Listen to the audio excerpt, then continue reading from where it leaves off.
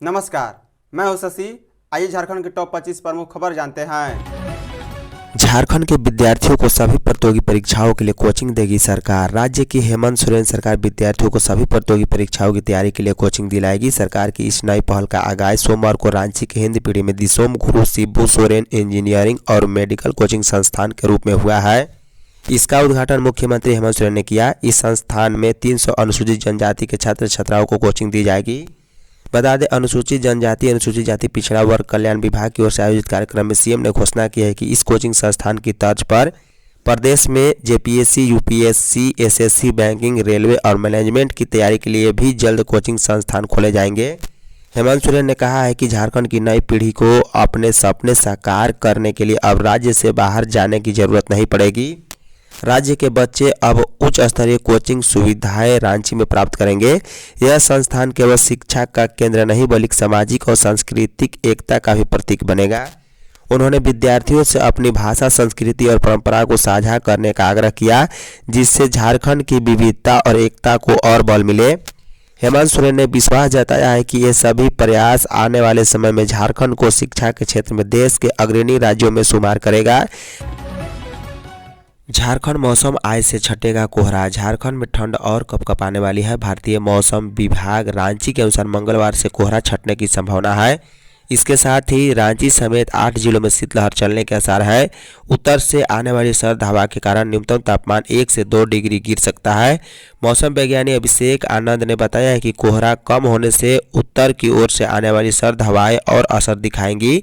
अगले 4 दिनों में रांची समेत मेदिनीनगर, कोडरमा, गुमला, हजारीबाग, खूंटी, लोहरदगा, लातेहार आदि जिलों के ग्रामीण इलाकों में शीतलहर चलने की आशंका जताई गई है। जेएलकेएम ने हाईटेक रिलीज स्कॉलरशिप पर छात्रों से किया संवाद। राज्य में छात्रवृत्ति नहीं मिलने से नाराज जेएलकेएम के केंद्रीय उपाध्यक्ष देवेंद्र महतो ने 24 दिसंबर को डिजिटल एक्स हैंडल प्लेटफॉर्म में शुरू होने वाले हैशटैग को लेकर सोमवार को विभिन्न स्कूल कॉलेजों में ऑनलाइन गूगल मीटिंग की है। कार्यक्रम को लेकर पार्टी की ओर से सभी जिलों में तकनीकी प्रभारी, जिला कोऑर्डिनेटर और मीडिया प्रभारी का भी चयन किया गया। साथ ही इसे लेकर विद्यालय, महाविद्यालय, लाइब्रेरी और विभिन्न कोचिंग संस्थानों का दौरा किया जा रहा है।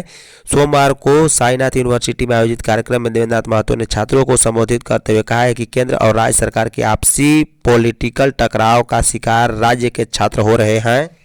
हाईटेक रिलीज स्कॉलरशिप ऑनलाइन के विश्व पटल पर ट्रेंडिंग में लाकर छात्रों का आवाज़ को मजबूती से रखेंगे।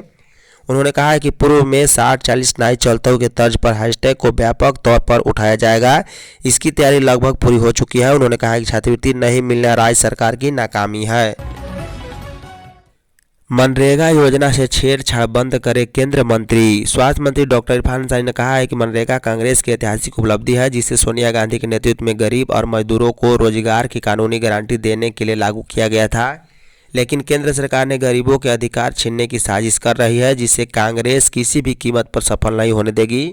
मंत्री सोमवार को मनरेगा योजना का नाम बदलने के विरोध में जामताड़ा जिला कांग्रेस कमेटी की ओर से आयोजित विरोध प्रदर्शन कार्यक्रम में बोल रहे थे। उन्होंने केंद्र सरकार को 2 टूक चेतावनी देते हुए कहा है कि जिस तरह जानबूझकर केंद्र सरकार की ओर से मनरेगा को कमजोर करने के लिए इसका नाम बदल दिया गया, यदि मनरेगा योजना के स्वरूप से छेड़छाड़ बंद नहीं की गई तो कांग्रेस सड़क से लेकर सदन तक आंदोलन करेगी। उन्होंने कहा है कि बढ़ती बेरोजगारी और महंगाई के लिए भाजपा जिम्मेदार है। कार्यक्रम को संबोधित करते हुए जामताड़ा जिला कांग्रेस अध्यक्ष दीपिका बेसरा ने कहा है कि कांग्रेस पार्टी गरीब के हक की रक्षा के लिए पूरी मजबूती के साथ खड़ी है। पुलिस ने टीएसपीसी के 4 उग्रवादियों को पकड़ा। पिपरवार पुलिस ने गुप्त सूचना के आधार पर एक केटी गैरेज के निकट ट्रक चालक पर फायरिंग के मामले में उग्रवादी संगठन टीएसपीसी के 4 सदस्यों को गिरफ्तार किया है। गिरफ्तार आरोपियों में पिपरवार थाना क्षेत्र के बेती पाहन टोंगरी निवासी निरंजन गांझू उर्फ जट्ठन गांझू, लाल बिहारी कुमार गांझू, बेंती मलमोहरा निवासी रामलाल कुमार गांझू व बोडमो थाना क्षेत्र के सीरम निवासी अरविंद कुमार गांझू का नाम शामिल है। उनके पास से पुलिस को 1 देसी पिस्टल, 1 देसी कट्टा, 2 जिंदा गोली, 1 पैशन प्रो बाइक व 3 मोबाइल फोन भी बरामद हुआ।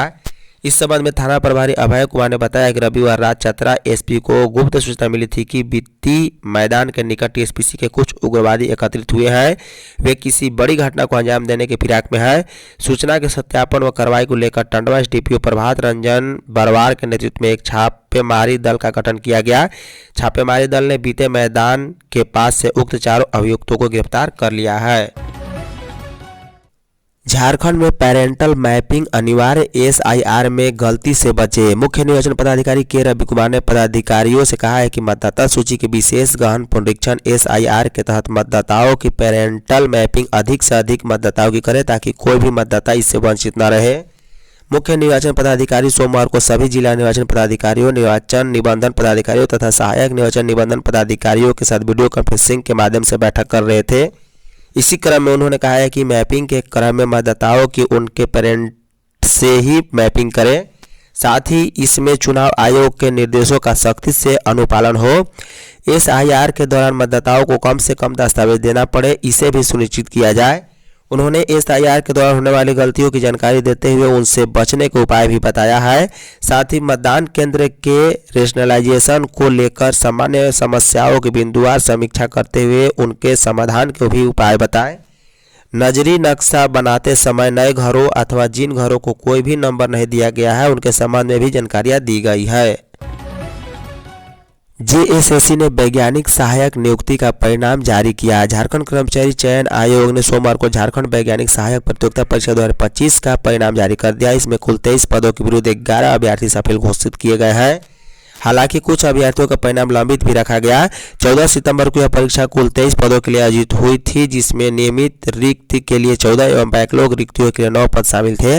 इनमें नियमित नियुक्ति के तहत 8 तथा बैकलॉग नियुक्ति के तहत 3 अभ्यर्थियों को सफल घोषित किया गया। आयोग के अनुसार अनिवार्य प्रमाण पत्रों की अनुपलब्धता या अस्पष्टता के आलोक में कथित पर अभ्यर्थियों का परिणाम लंबित रखा गया है। इस संबंध में संबंधित अभ्यर्थियों द्वारा उपलब्ध कराए जाने वाले प्रमाण पत्रों अभिलेखों के आधार पर आयोग के निर्णय के बाद परिणाम में संशोधन संभावित है। प्रकाशित परिणाम में किसी प्रकार की त्रुटि अथवा टंकन की त्रुटि से सुधार का अधिकार आयोग के पास सुरक्षित रहेगा। हाई स्कूल शिक्षकों के 3704 पद सरेंडर करने को कोर्ट में चुनौती। झारखंड में प्रशिक्षित स्नातक शिक्षक हाई स्कूल शिक्षक की नियुक्ति में आरक्षित वर्ग के 3704 पदों को सरेंडर किए जाने के राज्य सरकार के निर्णय के खिलाफ झारखंड हाई कोर्ट में याचिका दाखिल की गई।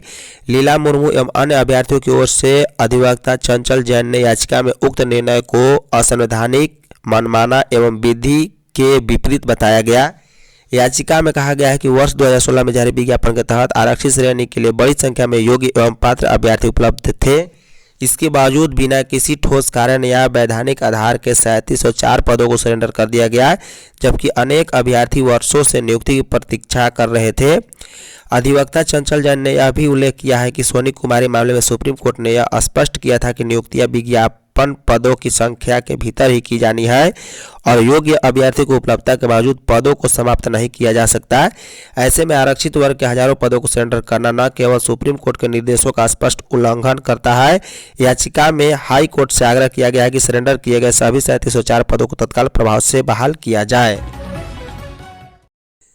चौकीदार बहाली में बीट का निवासी होना अनिवार्य नहीं। झारखंड हाई कोर्ट के जस्टिस आनंद सेन की अदालत ने चौकीदार बहाली मामले में स्पष्ट किया है कि अभ्यर्थियों की नियुक्ति के लिए उसी बीट का निवासी होना अनिवार्य सत्य नहीं है। अदालत ने गिरिडीह जिले के पवन कुमार राय की याचिका पर सुनवाई करते हुए उनके नामांकन को रद्द करने के आदेश को निरस्त कर दिया। मामले के अनुसार प्रार्थी की उम्मीदवारी इस आधार पर खारिज कर दी गई थी कि वह संबंधित बीट क्षेत्र का निवासी नहीं है। राज्य सरकार और गिरिडीह जिला प्रशासन ने भी अपने जवाब में इसी तर्क के आधार पर नियुक्ति से इनकार किया था। याचिकाकर्ता ने इस आदेश को हाई कोर्ट में चुनौती दी थी। सुनवाई के दौरान हाई कोर्ट ने कहा है कि इस मुद्दे पर पहले ही खंडपीठ का स्पष्ट निर्णय दिया जा चुका है। बता दें कि खंडपीठ ने अपने फैसले में कहा था कि चौकीदार की नियुक्ति जिला स्तरीय प्रक्रिया है और इससे केवल उसी बीट का निवासी होना अनिवार्य नहीं, नियुक्ति नियमों के अनुसार पास या आसपास के बीट क्षेत्र के अभ्यर्थियों को भी नियुक्ति किया जा सकता है। कैबिनेट की बैठक आज पेशा पर लग सकती है मुहर। मुख्यमंत्री हेमंत सोरेन की अध्यक्षता में मंगलवार को कैबिनेट की बैठक होगी। इसमें पेशा नियमावली पर मुहर लगने की संभावना है। इसके अलावा 15 से अधिक प्रस्ताव पर भी सहमति बनेगी। पंचायती राज विभाग ने पेशा नियमावली से संबंधित संलेख तैयार कर भेज दिया है। नए सिरे से तैयार प्रस्ताव में पूर्व में विभागों की ओर से दर्ज आपत्तियों को दूर कर लिया गया है। कैबिनेट बैठक में इस पर सहमति मिलने की संभावना है। पेशा नियमावली लागू होने से ग्रामीण क्षेत्रों में पारंपरिक स्वशासन व्यवस्था को मजबूती मिलेगी और विशेष रूप से महिलाओं के सशक्तिकरण को बढ़ावा मिलेगा। संलेख में ग्राम सभा के गठन, बैठकों के आयोजन से संबंधित नियम और इसके तहत देय अधिकारियों को विस्तृत विवरण भी शामिल है। पलामू के कारोबारी से प्रिंस खान ने मांगी 1 करोड़ की रंगदारी। मेदिनीनगर शहर के पंचमुहान चौक स्थित सोना कारोबारी रंजीत सोनी से गैंगस्टर प्रिंस खान ने 1 करोड़ रुपए की रंगदारी मांगी है। रविवार की शाम वर्चुअल नंबर से कॉल कर प्रिंस ने रंगदारी नहीं देने पर जान से मारने की धमकी दी। इसे लेकर भुक्तभोगी रंजीत सोनी ने गैंगस्टर प्रिंस खान के खिलाफ मेदिनीनगर शहर थाना में एफआईआर दर्ज कराई है। इस संबंध में मेदिनीनगर शहर थाना प्रभारी ज्योतिलाल रजवार ने बताया है कि रंजीत सोनी के आवेदन के आधार पर प्राथमिकी कर अनुसंधान तेज कर दी गई है। साथ ही सोना कारोबारी की सुरक्षा भी बढ़ा दी गई। थानेदार ने बताया है कि रंगदारी मांगने वाले अपराधी का पलामू में किन लोगों से संबंध है, इसके बारे में पुलिस तेजी से अनुसंधान में जुट गई। रंगदारी मांगने वाले शख्स की आवाज़ का भी सत्यापन किया जा रहा है।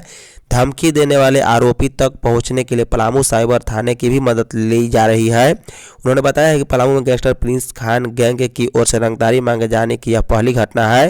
गैंगस्टर ने कारोबारी को धमकी देते हुए कहा है कि वह दुबई से बोल रहा है। मुआवजा भी राजनीतिक फायदा देख कर देती है राज्य सरकार, बाबूलाल मरांडी। झारखंड में भारतीय जनता पार्टी के प्रदेश अध्यक्ष और विधानसभा में नेता प्रतिपक्ष बाबूलाल मरांडी ने राज्य की हेमंत सोरेन सरकार पर तीखा हमला बोला है। उन्होंने आरोप लगाया है कि झारखंड सरकार अब आपदा और पीड़ा को देखकर नहीं बल्कि राजनीतिक फायदे को ध्यान में देखकर मुआवजा तय करती है। सोमवार को सोशल मीडिया प्लेटफॉर्म एक्स पर अपनी प्रतिक्रिया देते हुए मरांडी ने कहा है कि बेहद ही दुखद है कि झारखंड मुआवजा कष्ट और आपदा के आधार पर नहीं बल्कि राजनीतिक लाभ को देखकर दिया जा रहा है। इसी वजह से कड़ाके की ठंड में बेघर हुए परिवारों की ओर से सरकार की नज़र तक नहीं जाती। उन्होंने रिम्स की जमीन से अतिक्रमण हटाने के मामले का जिक्र करते हुए कहा है कि जिन लोगों के घर तोड़े गए उनकी पीड़ा पूरे समाज को दिखी लेकिन सरकार को नहीं। मरांडी ने आरोप लगाया है कि प्रभावित परिवारों को मुआवजा देना तो दूर, उन्हें सांत्वना देने की भी कोई सरकार की प्रतिनिधि नहीं पहुंचा। नेता प्रतिपक्ष ने कहा है कि जिस तरह से राज्य सरकार काम कर रही है उससे ऐसा प्रतीत होता है कि पूरा प्रशासन और शासन उच्च न्यायालय के भरोसे ही चल रहा है। कंगना रनौत बाबा बैद्यनाथ धाम में पहली बार की पूजा। बाबा धाम में पूजा अर्चना के बाद बीजेपी सांसद कंगना रनौत ने कहा है कि मैं यहां पहली बार पूजा की और मैं धन्य महसूस कर रही हूं। बाबा से प्रार्थना करती हूं कि मैं यहां आती रहूं। मैंने सभी की भलाई के लिए प्रार्थना की। झारखंड दौरे पर पहुंची बीजेपी सांसद कंगना रनौत ने नए साल से पहले लोगों को शुभकामनाएं दी है। उन्होंने मीडिया से बातचीत में कहा है कि कुछ दिनों बाद नए साल आने वाला है। हालांकि यह सनातन धर्म का नया साल नहीं है लेकिन फिर भी मैं नए साल में सब खुश रहे इसकी मंगल कामना करती हूँ। कंगना रनौत भारी सुरक्षा व्यवस्था के साथ बाबा धाम पहुंची। हालांकि भारी भीड़ में कंगना रनौत को पूजा करनी पड़ी। उन्हें देखने के लिए फैंस की भीड़ उमड़ पड़ी। हालांकि रनौत ने भीड़ को नाराज भी नहीं किया और सबके साथ खुश होकर बाबा की पूजा अर्चना की है। पेट्रोल पंप की लाइट में पड़ रहा था बच्चा, सीएम हेमंत का दिल पिघला। झारखंड के मुख्यमंत्री हेमंत सोरेन सोशल मीडिया पर एक्टिव रहते हैं। यदि कोई कुछ समस्या उन्हें सोशल मीडिया के माध्यम से बताता है तो वह उस पर संज्ञान भी लेते हैं। इसी तरह का एक मामला सामने आया है।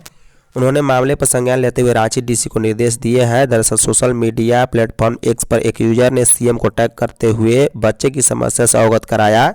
इसके बाद सीएम रांची डीसी को टैग करते हुए लिखा, संज्ञान ले एवं एलेक्स की पढ़ाई हेतु हर संभव मदद पहुंचाते हुए सूचित करें। बता दें, एक्स पर यूजर ने एक वीडियो शेयर करते हुए लिखा है कि रांची के रिंग रोड स्थित सुकुरहट्टू में एक मां अपने बेटे के भविष्य के लिए हर अंधेरे से लड़ रही है। चौधरी फ्यूल पेट्रोल पंप की लाइट के नीचे हर रात 8 वर्षीय एलेक्स मुंडा पढ़ाई करता है। उसकी मां नुतनु टोपनो उसे पढ़ाती है और 7 साल पहले पति के निधन के बाद परिवार की पूरी जिम्मेदारी नूतन टोपो पर ही आ गई है। अब दिन भर पंप पर मेहनत मजदूरी करने के बाद नूतन टोपो और उसके बेटे के लिए रात को वह क्लास रूम बन जाता है। बता दें, रांची डीसी ने एक पोस्ट पर जवाब देते हुए भी कहा है कि महोदय, संदर्भित मामले में संज्ञान लेते हुए जिला शिक्षा अधीक्षक को आवश्यक निर्देश दिए गए हैं। साथ ही एलेक्स को बेहतर शिक्षा मिले, इसे लेकर जिला प्रशासन हर संभव मदद देगी। झारखंड के किसानों को जल्द मिलेगी सिंचाई के लिए नीति। झारखंड के जल संसाधन मंत्री हफीजुल हसन अंसारी ने कहा है कि हम भी किसान हैं, पुरखों से किसानी कर रहे हैं, खूब अनाज भी उपजाते हैं, लेकिन सरकार के भरोसे नहीं रहते। खेती सरकार के भरोसे नहीं हो सकती, इसके कई उदाहरण हैं। आदिवासी खुद गांव में डोभा बनाते हैं, खेती करते हैं। राज्य में पानी की कमी नहीं है, लेकिन इसको रोकना होगा। इसके लिए सिंचाई नीति बनाएंगे। मुख्यमंत्री के साथ सिविल सोसाइटी के लोगों के साथ मिलकर बैठेंगे। मंत्री अंसारी रविवार को कांके के विश्व सभागार में झारखंड में समावेशी जल प्रबंधन और जलवायु अनुकूल कृषि पर आयोजित राज्य स्तरीय कार्यशाला में बोल रहे थे। मंत्री ने कहा है कि खेती करने का अब पुराना जमाना नहीं रहा। खेती में भी किसान समय नहीं देना चाहते, अब मेहनत नहीं करना चाहते हैं। वह चाहते हैं कि सब जल्दी हो जाए, ऐसा नहीं हो सकता। बोर्ड परीक्षा से पहले स्कूलों में होंगे मॉडल टेस्ट और remedial classes. Jharkhand academic council matric एवं इंटर की वार्षिक परीक्षा को लेकर तैयारियां तेज कर दी है।